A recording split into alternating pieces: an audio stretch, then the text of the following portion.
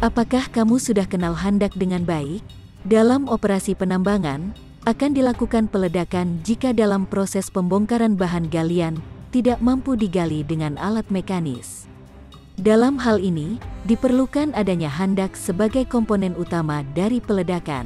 Bahan peledak atau handak adalah kumpulan bahan-bahan kimia yang apabila direaksikan, dapat berubah menjadi gas dengan volume yang sangat besar dan dalam waktu yang sangat singkat, disertai efek panas dan tekanan yang sangat tinggi. Menurut Mano, bahan peledak dibagi menjadi 3 macam yaitu 1. Bahan peledak kimia, 2. Bahan peledak mekanis, dan 3. Bahan peledak nuklir. Contoh bahan peledak kimia, diantaranya 1. Bahan peledak lemah atau low explosive, yaitu black powder, 2. Bahan peledak kuat atau high explosive, yaitu TNT, dinamit, nitroglycerin, dan 3. Blasting agents, yaitu ANFO, slurry. Sifat-sifat penting handak. 1. Kekuatan. Kekuatan suatu bahan peledak berkaitan dengan kandungan energi yang dimiliki oleh bahan peledak tersebut dan merupakan ukuran kemampuan bahan peledak untuk melakukan kerja, biasanya dinyatakan dalam persen.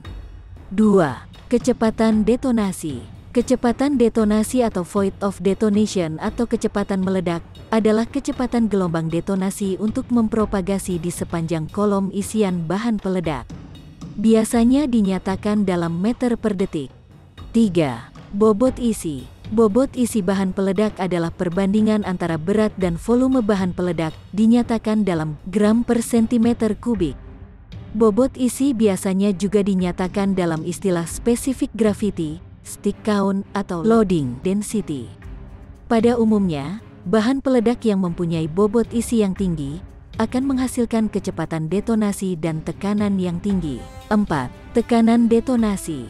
Tekanan detonasi atau tekanan ledakan adalah ukuran penyebaran tekanan gelombang ledakan dalam kolom isian bahan peledak. Tekanan akibat ledakan akan terjadi di sekitar dinding lubang ledak dan kemudian akan tersebar ke segala arah. 5. Kepekaan. Kepekaan adalah ukuran besarnya impuls yang diperlukan oleh bahan peledak untuk mulai bereaksi dan menyebarkan reaksi peledakan ke seluruh bagian.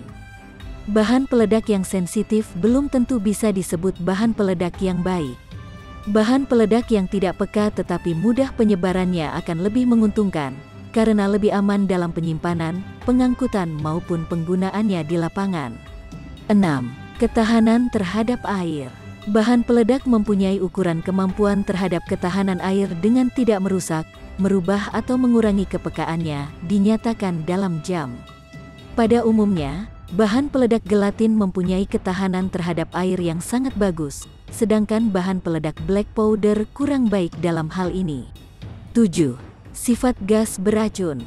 Bahan peledak yang meledak dapat menghasilkan 2 jenis gas yang saling berlawanan, yaitu smokes dan fumes.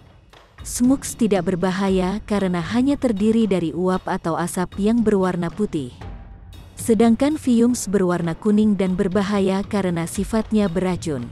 Untuk mencegah terjadi banyaknya fumes, maka bahan peledak harus memiliki keseimbangan oksigen yang baik dan selalu dalam keadaan normal dan siap pakai.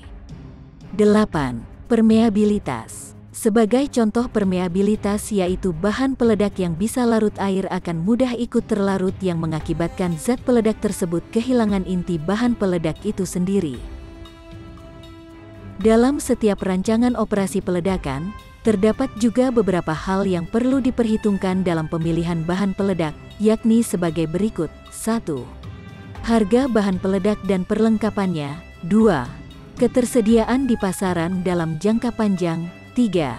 Karakteristik batuan yang akan dibongkar. 4. Volume batuan yang akan dibongkar. 5. Kondisi lingkungan kerja. Dan 6. Peraturan yang berlaku. Demikian penjelasan mengenai bahan peledak yang digunakan dalam operasi peledakan. Kira-kira kita bahas tentang apa lagi ke depannya ya Sobat Tekno?